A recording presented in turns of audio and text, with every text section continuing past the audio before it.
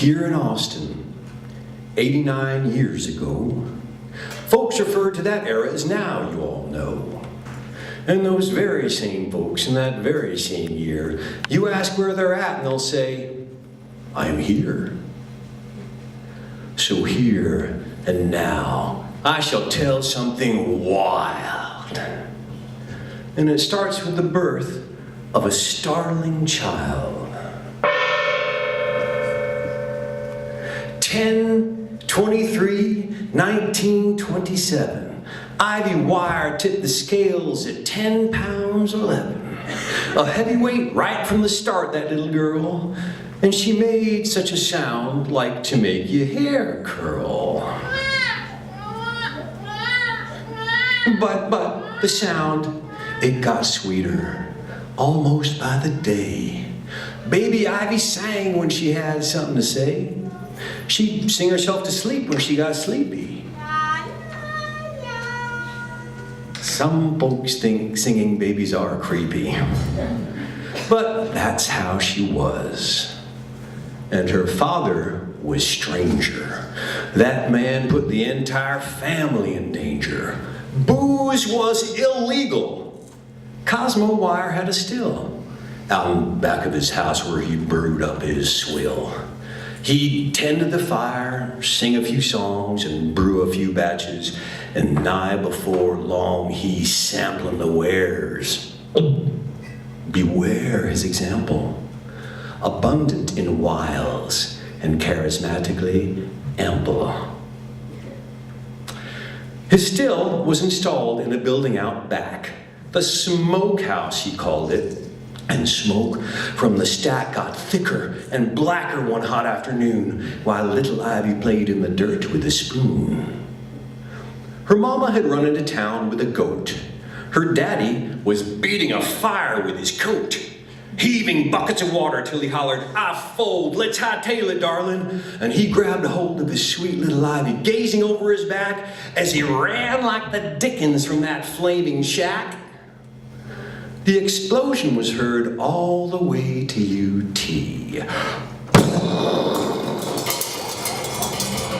The most beautiful thing Ivy ever did see.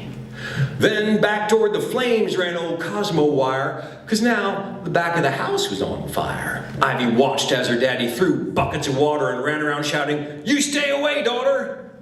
Soon Ivy's mama, she runs up the drive, looking like she's gonna skin him alive. Where is she? Cried Celia. My sweet Ivy Wire. She's over there, darling, just watching the fire. So Celia and Cosmo threw water and groused until the fire was entirely doused.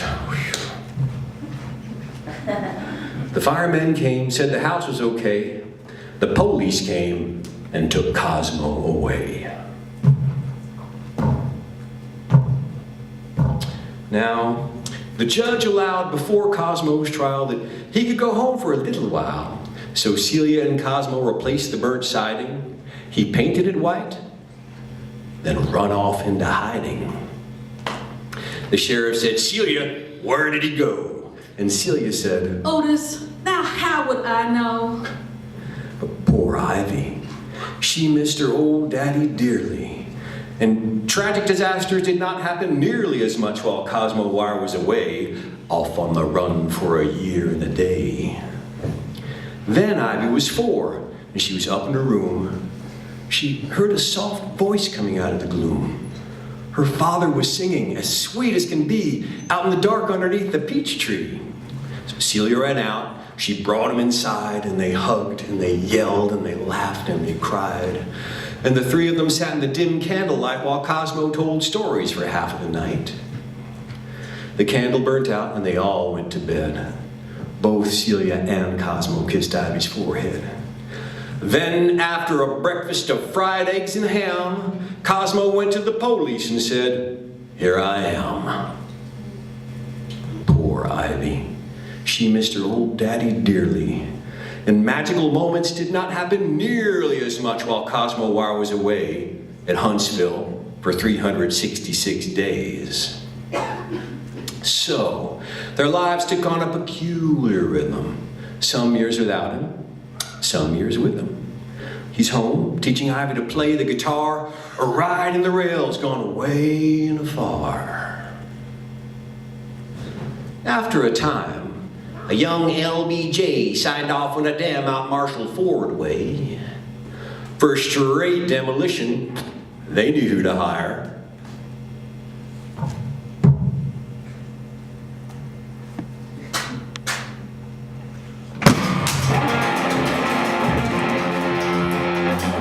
Rock blasting seemed to suit Cosmo Wire. The money was good, but Cosmo fell into some high-stakes games with some low-life men. Poker was Cosmo Wire's fatal flaw. Oh, how he loved that 5-card draw. He sat and he wagered till the sweat drenched his collar. He ended up owing them $3,000. Now, these men were hard, bad-tempered and vile, but Cosmo could charm a deranged crocodile. If you boys could give me a generous reprieve, I'll pay you in full on New Year's Eve. Now Cosmo was in an impossible spot, and that's where his worst ideas were begot. That Friday, he went to the bank for a loan, and Cosmo signed over the deed to their home. The man counted $3,000 in a pile, and this is for you, he said with a smile. Cosmo went home, changed his clothes, washed his face, put $3,000 in a wicker suitcase. He said, Ivy, Cecilia, I've got to leave. I worked the late shift this New Year's Eve. It was cold and dark and down by the tracks. Cosmo was hunkering down by a shack, and those bad-tempered men appeared all a-stumbling. Skunk-drunken shouts and nonsensical mumbling. Cosmo was going to give them the money, but now they were acting just a little too funny. So when a freight train came rumbling close, Cosmo jumped on and he said, adios! But one of them fired off his one lucky shot. 'Twas meant for old Cosmo, and Cosmo it got. He stumbled back, knowing full well he was slain, and fell out the opposite side of the train. And those men ran away. Cosmo took his last breath. He died a quick and a merciful death. Then as he lay lifeless, his body still warm, a faint apparition arose from his form, up from his body and off the ground, till some primal force started pulling it down.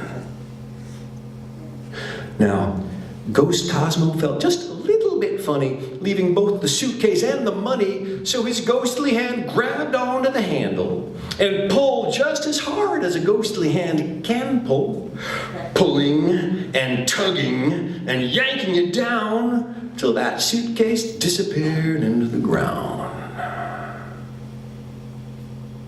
The sheriff told Celia that Cosmo was dead. Sour moon dangling over her head. The bitter wind blew at the rattling leaves. 'Twas the worst ever New Year's Eve. And on Monday, the banker man came to their home, and he told Cecilia about Cosmo's loan. And the monthly note Celia would now have to pay, the first payment due in 21 days. 1938 put Cecilia through the ringer. And for Ivy Wire too, it weren't no humdinger. The way kids talk sometimes can be pretty rough. The last day of school couldn't come soon enough. When that bell rang, Ivy yelled out, I'm free! And she sang all the way home and climbed up a tree. Now, later that night, the crickets were playing.